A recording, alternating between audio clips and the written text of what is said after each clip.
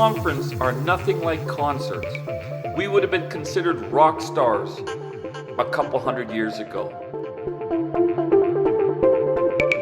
I often wonder if I was born into the wrong century. Maybe I would have been treated very differently. I probably would have been shot or eaten on many of my travels. Had science been treated today as we treat music, this would be an awesome cover for Bill Nye and the Science Guys. I actually met Neil deGrasse Tyson in South Africa in the early 90s. The closest we have to concerts and being treated like a rock star is literally giving presentations at conferences and our attendance at conferences. And that's what we'll talk about today, briefly. GERA Foundation presents this series called Navigating Research.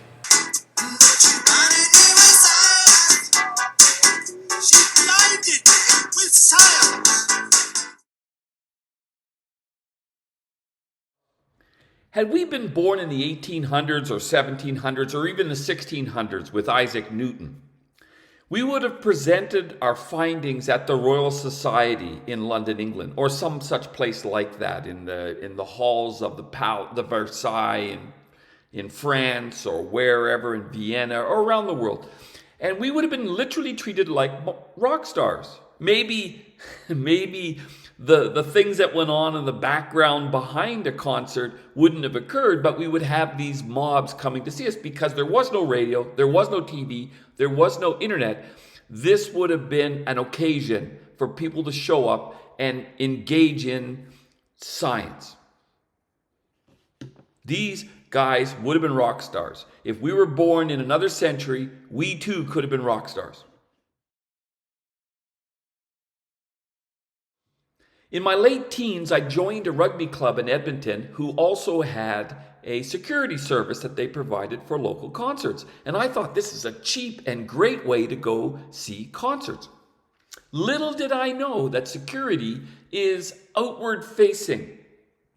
And what I mean by that is, it's not your job to watch the light show or jive to the tunes. You have to watch the crowds and you have to ensure nothing bad happens.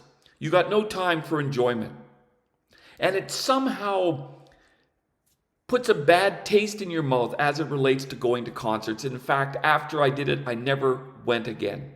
We literally wore red shirts on these security gigs. You really felt like the throwaway characters on the away team duties in Star Trek.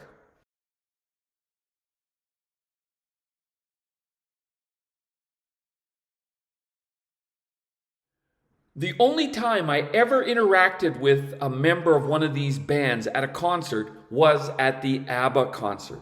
And you got to understand something. I freaking hate disco. And this is me. The hell is he thinking right now? I'm definitely gonna die up here if I have to listen to any more god-awful disco music. And I got dragged to this bloody thing. And even just making this video, I've got my streams are populated with stupid disco. It's horrible. Anyways, I'm reliving my own nightmare. At this concert, journalists in from around the world spent the week chasing the elusive public image of ABBA. ABBA's keyboard man, Benny Anderson, did relent briefly, coming out of a security-tight rehearsal to talk to a young girl about UNICEF for the CBC.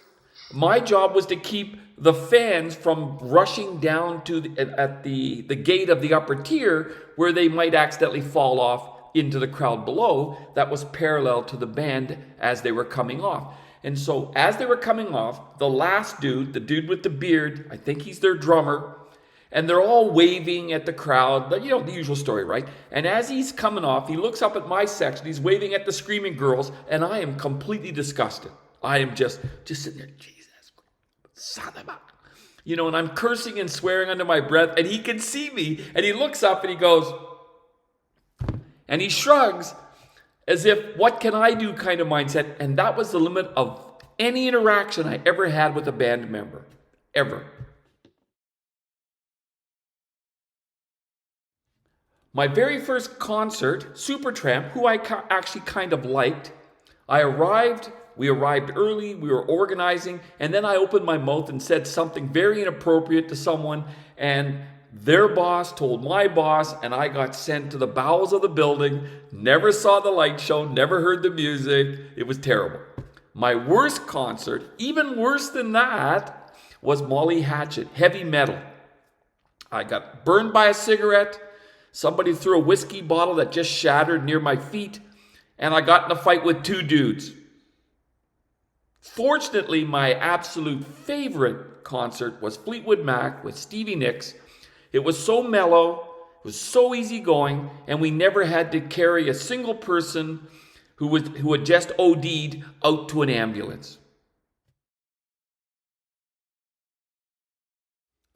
One night I was at a bar in Kingston while I was at grad school, 1990. I was chatting to some dude, and Dan Aykroyd, who's from Kingston, walked by. As we did, the dude I was chatting to just shouted out, "Hey Dan, come join us for a beer." And Dan goes, No, I'm on my way out the door. Anyways, years later, I found out the dude I was talking to, who I didn't really know at the time, I'd only just met him that evening, was none other than Ali Valshi of CNN and MSNBC fame. I doubt Dan will ever remember, and I doubt Ali will remember he was talking to me when he called Dan over for a beer.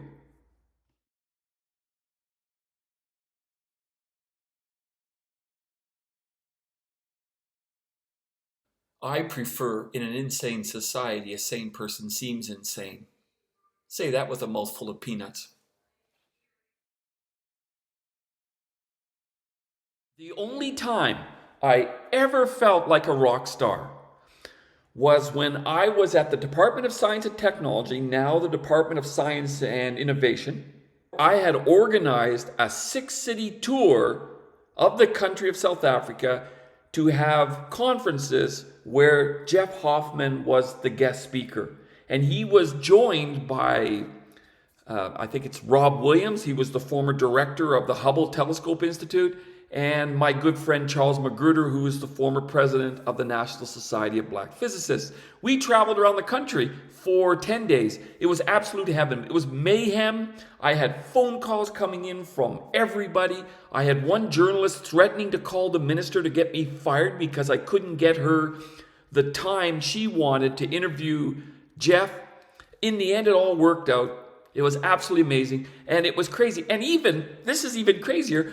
At one point, a woman tried to drag me into the women's bathroom to fool around with, and I was saved because another woman was coming out.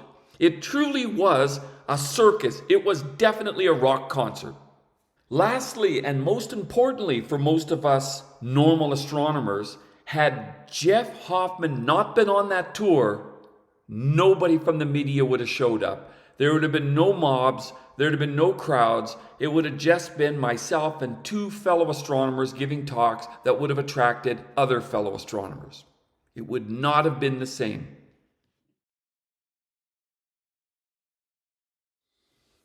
Our astronomy conferences will never compare to concerts like this, the Wango Tango Tour by Ted Nugent. I left this concert nearly deaf for 3 days, and if I was to tell you the stories that went on behind the scenes,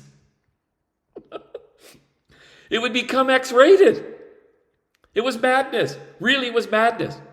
Our conferences aren't like that. Still, we can enjoy them. We can enjoy them.